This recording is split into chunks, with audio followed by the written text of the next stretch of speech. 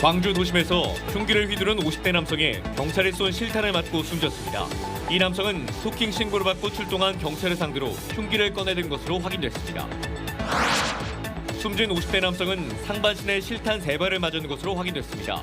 정당방위와 과잉대응이라는 의견이 엇갈리는 가운데 경찰은 사건을 재구성해 당시 상황을 정확히 밝혀나간다는 방침입니다. 더불어민주당 이재명 대표에 대한 선거법 위반 혐의 2심이 결심 공판을 마무리하고 다음 달 말 선고에 들어갑니다. 차기 대선의 가장 큰 변수가 될 전망입니다.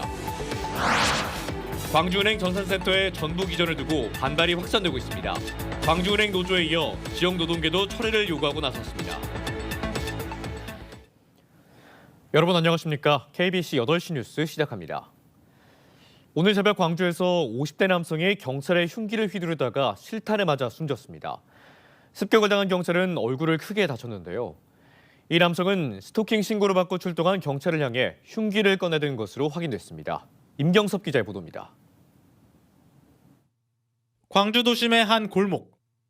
종이 가방을 든 남성이 여성 2명의 뒤를 쫓습니다. 여성들이 사라지고도 한참을 서성이던 남성. 잠시 뒤 도착한 경찰을 향해 달려듭니다. 피의자는 신고를 받고 출동한 경찰이 불러세우자 돌연 흉기를 들고 돌진했습니다. 경찰이 총기를 꺼내 경고해봐도 남성은 아랑곳 않고 다가갑니다. 테이저건은 두꺼운 옷을 뚫지 못했고 가까운 거리에서 경찰이 쏜 실탄 3발을 맞고서야 멈췄습니다. 20m를 달아난 남성은 지원 나온 경찰에 제압된 뒤 병원으로 옮겨져 숨졌습니다. 총소리가 빵빵 세 번 나. 근데 우수수수수해. 그래서 내가 나가보려다가 무사서 느닷없이 생전에 총소리가 안 나는데 총소리가 나. 이 과정에서 흉기에 맞은 50대 경감이 얼굴을 크게 다쳐 병원으로 옮겨졌습니다. 숨진 피해자는 사건 현장 인근에 사는 50대 남성으로 가족들은 조현병 증세가 있다고 진술했습니다. 경찰은 수상한 남성이 따라와 공동연관 비밀번호까지 지켜본다는 20대 여성의 신고를 받고 출동한 것으로 확인됐습니다. 경찰은 CCTV 영상 등을 토대로 사건을 재구성하고 현장 경찰관들의 총기 사용이 적절했는지 여부도 조사하고 있습니다. KBC 임경섭입니다. 흉기로 경찰관을 공격한 피의자가 경찰이 쏜 실탄에 맞고 숨지면서 총기 사용 적절성에 대한 조사가 이루어지고 있습니다. 법조계에서는 정당방위나 긴급 피난에 해당돼 경찰에게 책임이 없다는 의견이 나오고 있습니다. 반면 경찰이 과잉 대응했다는 주장도 있습니다. 신대희 기자의 보도입니다.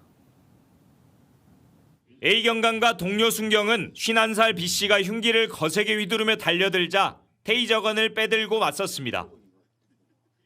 흉기를 버리라고 고지한 뒤 테이저건을 쐈지만 두꺼운 옷을 입은 B 씨의 공격은 계속됐습니다.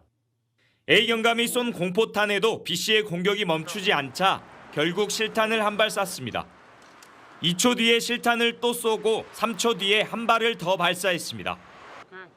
실탄 3발을 배와 옆구리에 맞은 B 씨는 응급처치 이후 병원에서 숨졌습니다. 경찰은 A 경감의 총기 사용 적절성에 대한 조사에 나섰습니다. 법조계에서는 치명적 공격에 대응한 정당방위라는 의견이 많습니다. A 경감이 생명의 위협을 받아 실탄 발사는 불가피했다는 겁니다. 법조인들은 A 경감이 얼굴을 크게 다친 상황인데도 추가 공격을 받아 경고 없이도 실탄을 쏠 수 있다고 봤습니다. 피의자가 흉기를 버려라라는 명령과 그리고 공포탄 경고에도 오히려 달아나지 않고 흉기를 들고 경찰관을 적극적으로 공격한 사건입니다. 해당 경찰관의 총기 사용의 필요성과 상당성이 충분히 인정될 것으로 보이고 정당방위로 위법성도 조각되어야 되는 사안으로 판단됩니다.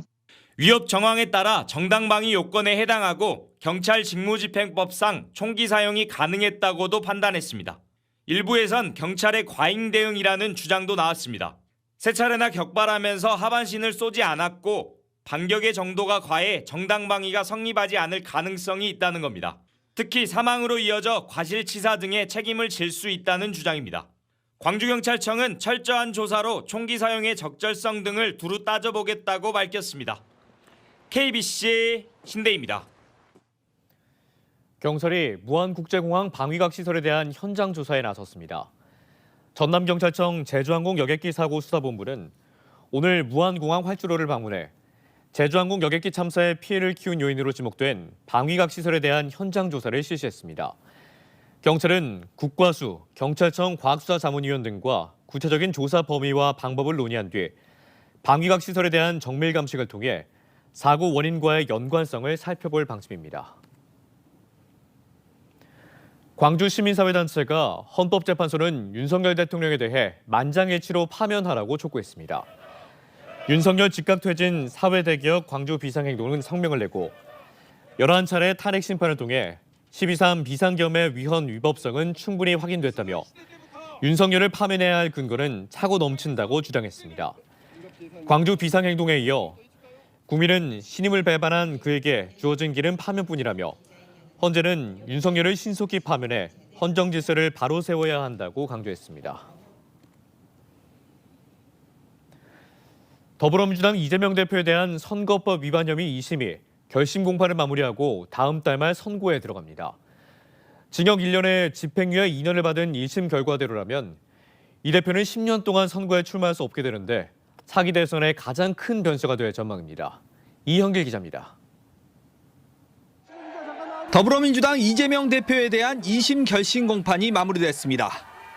재판부는 다음 달 말 이 대표에 대한 선고를 진행하겠다고 밝혔습니다. 결심 공판에 출석한 이 대표는 재판 결과에 자신감을 내비쳤습니다. 세상의 이치라고 하는 게 다 상식과 원칙대로 하게 돼 있습니다.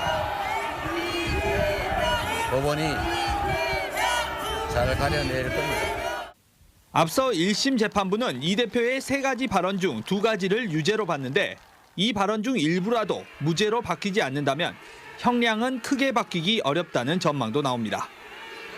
대법원의 판단은 2심 선고 뒤 3개월 정도가 걸릴 것으로 예상돼 최종 판결은 빨라야 6월 말이 될 것으로 보입니다.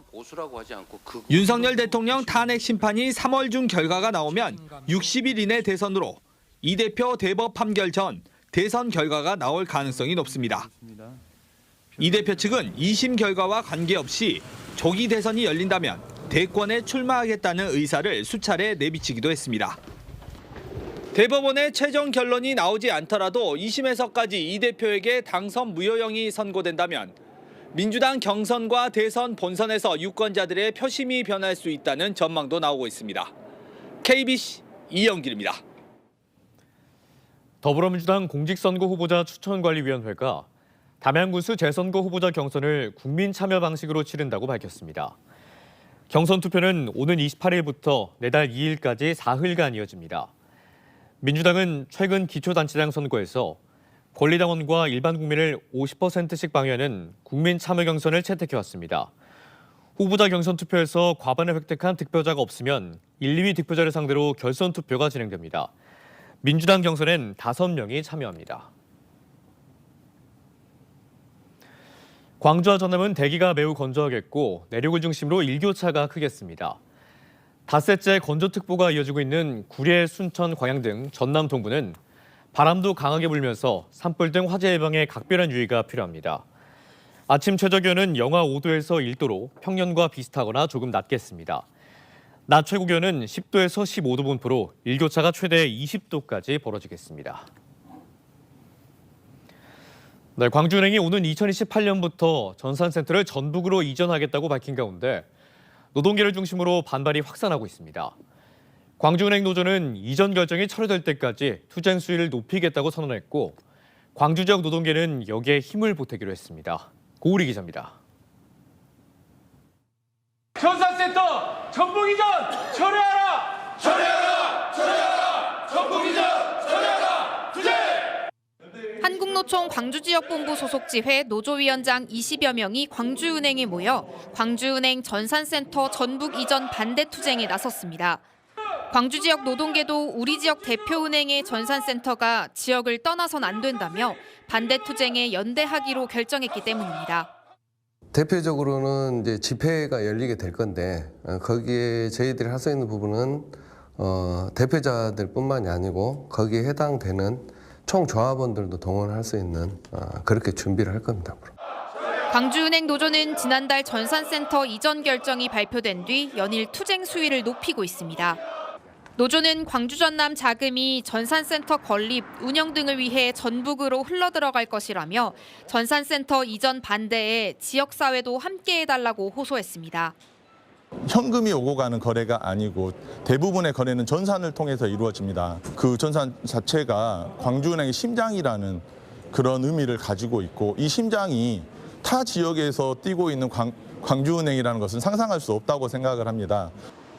노조는 전산센터 통합이 전산 시스템 통합으로 결국 은행 합병으로 이어질 것이라고 우려하고 있습니다.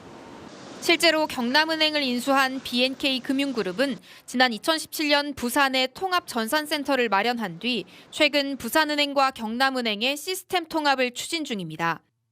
광주은행 노조는 전산센터의 전북 이전 결정이 철회될 때까지 투쟁을 이어갈 계획입니다. KBC 고울입니다. 광주광역시가 제2요구한 도시계획조례 개정안에 대해 시의회가 추가 논의하겠다는 입장을 밝혔습니다. 시의회는 입장문을 냈고 광주시의 우려는 조례 심의 과정에서 충분히 검토된 내용이라면서도 추가 논의 요청을 받아들이겠다고 밝혔습니다. 시의회는 이어 쇠퇴하는 중심상업지역 주민들이 도심 상권과 지역경제 활성화를 위한 이번 개정안에 공개적으로 찬성 의견을 보내고 있다고 강조했습니다. 시의회는 지난 12일 중심상업지역의 주거 용적률을 기존 400%에서 540%로 완화하는 개정안을 의결했는데 광주시는 난개발과 아파트 미분양 심화 등이 우려된다며 제의를 요구했습니다. 최근 2달 새 광주 지역 노로바이러스 검출률이 2배 가까이 증가하면서 새학기를 앞두고 보건당국에 비상이 걸렸습니다.